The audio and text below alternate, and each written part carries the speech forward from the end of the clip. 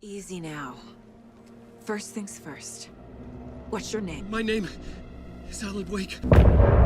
Remedy have always been a technology-pushing team since their burgeoning days of Max Payne, and even being the heart of the PC demo benchmarking of the late 90s to early 2000s, with their latest game, Alan Wake 2, the sequel to the impressive Xbox 360 exclusive from 2010.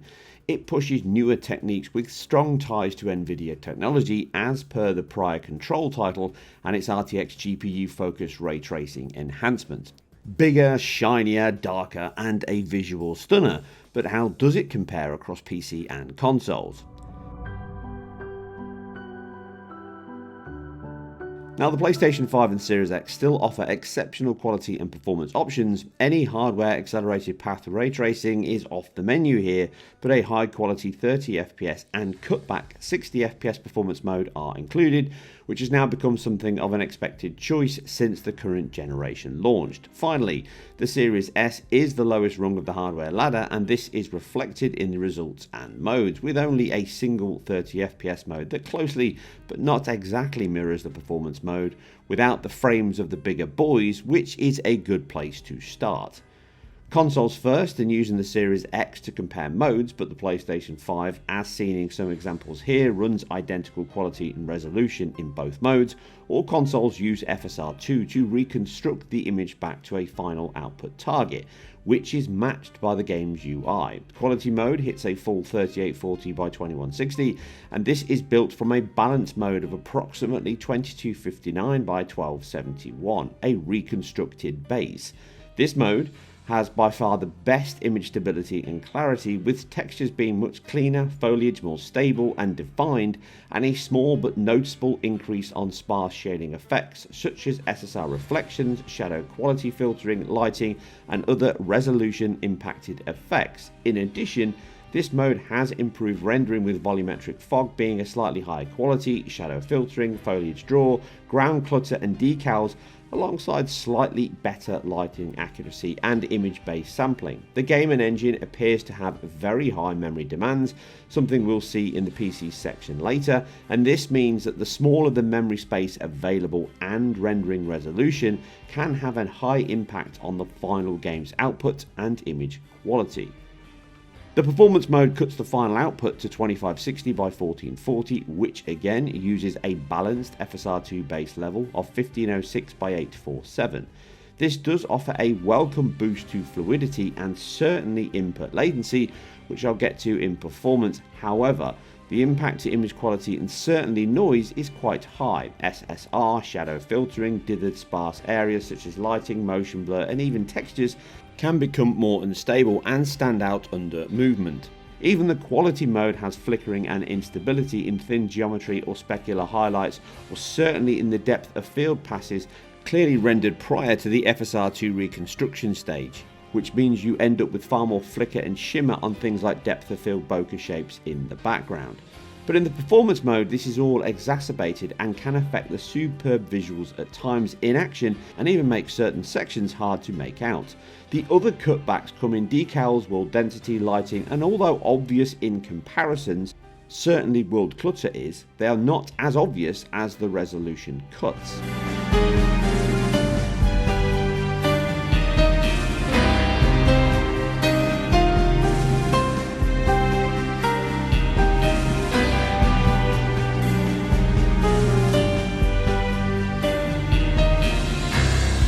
This is where the Series S hits the hardest. By and large, the single 30 FPS mode it offers is identical to the performance of the Series X and PS5's modes, but due to the smaller memory available, textures are far worse, with some key sections in the crime board investigation and in play. Objects can look almost unreadable and really demonstrate how memory hungry the title is. The other impact is resolution, which now targets 1440p, but it's matched by a much lower FSR2 base of only 1280 by 720p, and this causes severe ghosting, blurring, breakup, flicker and noise throughout your play. Everything I just covered on the previous versions is amplified on the Series S. The game's motion blur, combined with the TAA and low pixel counts and long persistence on your LED or OLED screen, being a 30 FPS title, can look amazing in slow-moving and cinematic sections, but borderline hard to decipher the details at points in combat and darker sections. It is one of the bigger titles that, although not ruined on the Series S, going from the other two consoles or a decent PC to this, the loss of detail clarity on the little console is quite extreme for me, and hopefully the team can return to the Series S and cut some more effects like SSR, alpha and more density to enable an increase in resolution closer to a 1080p target, which I think would aid this version immensely. Have the worst sense of direction. Any city in America I can get through drunk and blindfolded. It's these damn trees. Okay. The Northlight Engine has adopted a new method of rendering, effectively becoming a GPU-driven renderer, which is something of a paradigm shift for games. Short version here, prior to this, games were still CPU-driven for objects and polygons that appear on screen via the rasterization process. The GPU was fed an index of primitives to draw, and then it traversed that list using various stages of the fixed function hardware. Now the GPU itself builds, or at least can build, its own list of primitives to draw via a task shader. These can be run in parallel with the second stage, the mesh shader itself, via compute jobs on the GPU. These run in tandem with the previous multiple stages now merged into a two-stage GPU-controlled pipeline. Benefits include CPU and bandwidth reductions, and it can reduce and even remove any sign of level of detail popping, as the engine can scale the base geometry level up or down based on camera distance and quality, similar to the aims of Nanite in Unreal Engine 5. We still see popping with grass, shadow maps, lights, foliage and decals, etc., and these are non-meshlet based. In addition, I assume some NPC character models still use standard levels of detail and can pop, as they do within the camera moving back and forth. But the base meshlet geometry is mostly stable and invisibly scales up as things draw closer in the screen. As is always the case with new technology, the driver and API side has an impact on performance, with the PC being the most impacted. Sony's own API will handle mesh shading differently within its geometry engine setup, something which older AMD cards and even RDNA 1 cards do not support within the driver natively. But these are early days, and improvements will likely come from driver and engine updates. But the use of mesh shading here is exceptional, and one of many reasons I applaud in-house proprietary technology such as Remedy's Northlight Engine here, amongst others. So how does it run? Well, starting with PlayStation 5 and the Series X, the quality mode is largely a locked 30 FPS readout in cinematics and those filmed sections. However, it can still drop under that target in the dense foliage sections, specifically in the overlap or dense fog volumes. The Series X does a better job of keeping within that 33 millisecond frame time, with the PS5 having some sections that can cause prolonged stutters into that 50 millisecond frame time. As mentioned, that this is likely in part related to the team being more experienced with DX12 API, the native meshlet support, and also the engine making great use of the wider compute units the Series X has, meaning these compute jobs mixed with the non-meshlet and other work can be parallelized better on the Series X. The PS5 has a faster but narrower architecture, and any async work with compute will be data and memory impacted, and this is one area on the PlayStation 5 where it still looks to have a few issues. Example being, bringing up the inventory menu in combat can cause bigger stutters into the 50 millisecond range, and this is consistent. But this does not cause any issues on Series X or even Series S, so the API side is still likely a factor here, with context or memory related issues as a potential area for work. Outside of these heavy sections though, both consoles run a flat 30 FPS readout, and what you see here is the worst case scenario. But here, Series X can be 10 to 20% faster in these instances with the current 1.08 patch build tested. However, this mode has higher input latency, third-person titles often do. The quality mode has a median input latency of 173.5 milliseconds. It is slightly lower on Series consoles, with the Series S having a median of 156.8, approximately 16 milliseconds faster. It can feel slower, heavier to move and aim than the performance mode. Here, input latency is better, with some 70 milliseconds shaved off that time, dropping down now to a PS5 median at least of 104.7 milliseconds. A welcome boost in addition to the fluidity of the 60 FPS refresh rate it now offers. Both consoles can hold 60 FPS well, with some sections again being a solid 60 readout. The PS5 can suffer in those same dense areas, and now we see even bigger gaps between them. Using these worst case scenarios found, the PS5 can dip into the mid-40s, and although brief, they can certainly be felt. In the same sections, the Series X is only into the mid-50s, giving us a range between 10 and 28% improvement in the Series X's favour. The same reasons and causes likely apply as discussed, and although never a major impact, the Series X has the performance advantage in both modes. Shit. I can't talk now.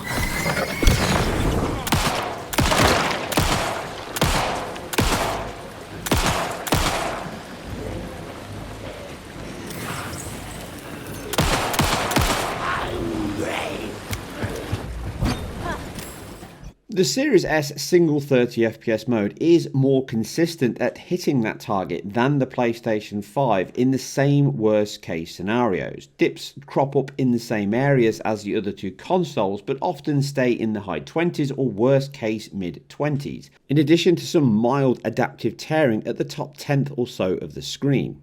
By and large though, the Series S cutbacks and issues with image quality aside, the performance is largely very stable. Although the input latency is as bad as the quality mode, give or take a frame, you do acclimatise to it as you play, and it does not suffer over the PS5 or Series X quality modes. All in all, a good showing for the Series S on the performance front.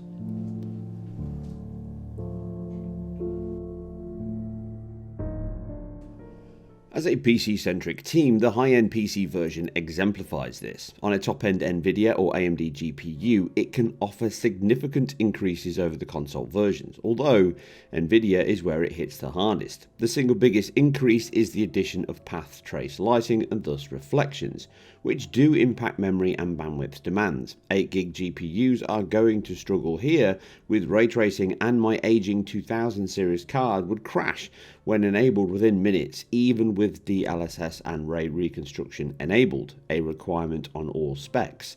AMD players lose out on that ray reconstruction, but even with FSR2 Ultra Performance, we are severely impacted on my RX 6800, leaving ray tracing a nice boost, but one that, for now at least, is too demanding on this level or below of GPU. On my RTX 3080, a 30 FPS-ish level is achievable, although the 10GB VRAM can still present some issues. You get real-time reflections and that denoising filter that looks significantly better than the SSR, the shadow maps, and the general rasterized shading solution that runs all the time.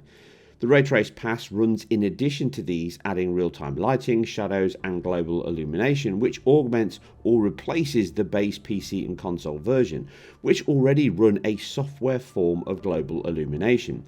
Path tracing groups these with SSR and SSAO into a single algorithm. The changes for lighting are present, but much smaller than the reflection and local self-shadowing, still having missing BVH objects and thus light occlusion and bleeding issues, such as here in this witch hut, with the light from outside incorrectly bleeding through the door even with path tracing enabled, just as it does on consoles and PC with its software-based lighting. With ray tracing though, we do get some minor refinement, but the same base occlusion errors remain. With the game based on light and dark, the improvements can enhance the impact and accuracy of light. However, the far superior reflection quality ray trace shadows stand out most, and the much cleaner and more stable image, and many of the unstable and almost fallback solutions that many PCs and consoles have are all resolved in this high-end version, making it a game that greatly benefits from the boost these techniques offer, which is true of the higher resolutions also, and better DLSS solution you can run on Nvidia cards, so long as you stay above 1080p mind. At such low rates, I still find reconstruction techniques lack enough real data to make a convincing 4K image, certainly in a game such as this with high detail, light effects, action, and general sparse shading techniques. but once you approach a 1270 1440p level, this becomes far better, and is why, as on consoles, for image quality I recommend the quality mode, and on a PC configuration or setting that at least allows you to run the game at that level. Which brings us to the PC comparisons. By and large, the consoles run the medium preset in the PC menu for quality mode, which is a mix of ultra to low settings. The quality mode pushes ground density and LOD to high or ultra, along with grass, shadow filtering and lighting accuracy. However, no ray tracing is present in consoles on either mode. Performance mode drops most of the medium-high settings to low, which is now again closest to the low preset in PC. Reductions in wall density, foliage, decals, shadows and lighting, with even textures being worse alongside filtering. Resolution is the loudest voice in this change though. As you can see, the summary of these settings for PS5 and Series X quality and performance mode on screen from the PC match menu. In summary, the PC offers a great deal of benefits over the consoles, although the demands and performance may surprise you.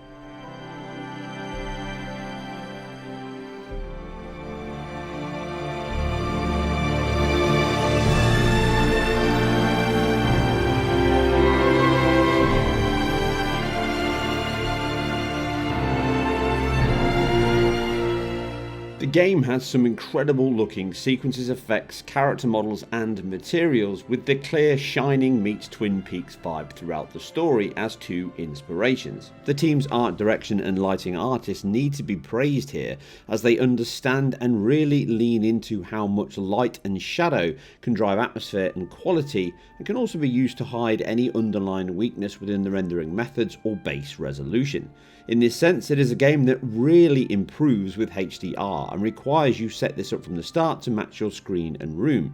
The game relies on contrast and whites as much as reds, greens and blues, and the HDR mapping works brilliantly on my LG OLED screen to create beautiful inky blacks and bleached whites throughout your play. The SDR range you see here is also very good and still allows colours to pop and atmosphere to bleed through. The only area SDR can feel lacking compared to HDR are the blacks, as these can become too dark or too grey to balance between the need to see and also maintain the art and feel the team wanted. The excellent character models and facial animations stand proud, something we have seen from Remedy before and their own Northlight Engine since the superb Quantum Break. The game mixes up action, exploration, puzzle and conversation, is all well balanced and does show off the extremely dense world the team have crafted here. A result of the technology driven team Remedy are, since day one, from Max Payne's bullet time to path tracing, and now one of the biggest profile games to ship with Nvidia's mesh shaders. Testing PC across three configurations gives us a good view of how it scales. As noted, the RTX 2070 suffers most, and even though the card does support meshlets natively, the performance matched settings and DLSS based reconstruction compared to PS5 is some 40 to 50% lower here in those worst case scenarios, some of the highest gaps I've seen, and as such this machine requires a lower upscale target to hit 60 or target a 30 FPS cap or 40 on a 120 FPS screen. Ray tracing is off the cards for this machine. As noted with the Series S though, my preferred choice is to bump up the resolution and target slightly lower frame rates. The RX 6800 with my 5600X CPU can match the Series X in its performance mode, and although some small stutters can crop up occasionally, it has sufficient headroom at these matched settings to deliver a solid 60 FPS with GPU headroom to spare. You can mix up the modes to target a quality matching mode at a lock 40, but in general comparisons, the Series X and RX 6800 deliver practically identical performance and quality here, with the Series X being the best of the console versions. The impact on AMD cards certainly in this card is too high, and although a lower resolution and 30 FPS cap is an option with lower level ray trace options, it really isn't viable on this card, at least in its current state. Of note is that AMD driver appears to have a higher CPU cost with some sections, as here in the overlap, maxing out a single core on my 4.6 GHz CPU. So do expect some dips at points to be CPU and not GPU related, although in general the game does a good enough job of spreading CPU work across multiple cores. It was a factor I noticed in my testing. And finally, the RTX 3080 really mirrors a 30 FPS like maximum settings with ray trace enabled option, again using DLSS balanced at 1440p output, and this ends up being worse than the PlayStation 5's quality mode in performance in the same sections, or a 4K DLSS balanced quality matching mode that again holds 60 FPS most often, but it can dip into the mid 40s in those heavier sections, similar to the PlayStation 5. The main benefit of PC is you can target a DLSS balanced 1800p level and claw back most of that delta to get close to a 60 FPS lock. Even on this card though, the ray tracing impact is very high, and the 10GB VRAM also plays a factor in that performance hit, and as such, a 12 or 16GB card will likely be a better choice. A quick test on PC shows that the game uses approximately 5.5GB of system RAM and all 9GB or so of VRAM with ray tracing disabled. Once that is, with BVH and other aspects, it adds approximately 1GB to that total. It still remains a stable and impressive affair, but just be aware that ray tracing is very demanding. Alan Wake 2 is a stunning looking linear single player game that has an impressive amount of technology and options within. The ray tracing is superb, and although I love the boost it offers, I do feel that the base rasterized version lacks some refinement that would be possible to make that hit slightly less obvious, such as the dithering shading artifact, shadow filtering and post-processing flicker are my main areas. But that said, the console version still offered the lion's share of the full fat PC experience, and none of the rich and dark atmosphere, stunning soundscape and mixing or flamboyant and confident art effects and quality is severely diminished here. The game does have a collection of bugs though that I need to note. I had a couple of crashes to desktop on both the PC and the Series S, possibly memory related, some serious sound glitches and even loss of sound totally on PC and Series S and X.